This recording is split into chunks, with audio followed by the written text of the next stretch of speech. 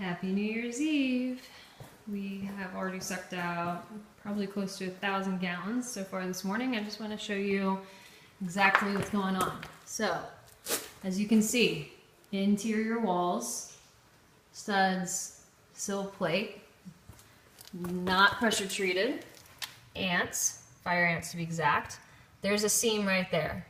This is the exterior wall. There's also a seam back in there. I try to expose it, but between the nails and the super wet pressure treated wood, I can't really get to it. But considering that there's water coming in from back there, I think it's safe to assume that the water is coming in from both seams.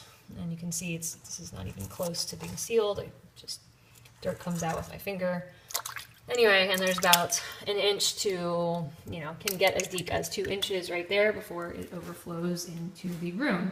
Additionally, water is coming in from all along that wall, definitely not as fast. And even this morning, we are seeing evidence that it's coming in from somewhere in there. So I don't know if that's the shower drain or the toilet that's leaking or whatever. It doesn't really seem to be coming in from that side, but somewhere hidden in behind that vanity, there's water because it's there, and also here, as you can see the reflection in the hallway. So what I wanted to show you, most importantly, that I discovered last night, I was first drilling holes from outside through the grout lines. You can see them. There's like a constellation of 3 small holes right here.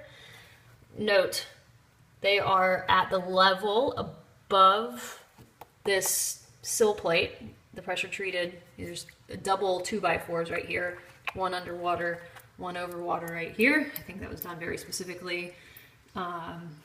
Single sill plate right here that, sadly, because it's cut in half a bunch of places by the previous owner, the water is just leaking in all over the place. Again, the key point that I'm trying to make is that those holes are at that height. That's about 3 inches or so above the lowest point of this slanted foundation. It's going away from the home. I'm trying to find a way to show you the slant, but you're just gonna have to trust me. There's the house slab, slants away, and then that sill plate and exterior wall. Outside, those exact 3 holes, the little constellation that we saw, are completely at ground level.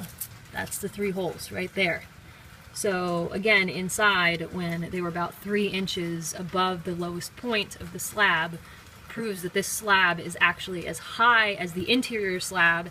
The interior slab begins to slant away after that first seam, and then at the second seam, it's actually higher. So the water has nowhere to go except for back inside.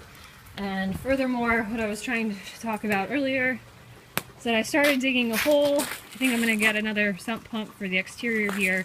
You can actually see this is not the level of groundwater, but this water is actually flowing in. So right over here, again, at that same point of the foundation slab, water is trickling in, or trickling out, I should say, here and flowing down. See that trickle? So this isn't the height of the groundwater. This is water releasing from this area, I suppose due to hydraulic pressure or whatever. But you can see now that I've disturbed all that soil. It's a really good solid flow coming down. And I've already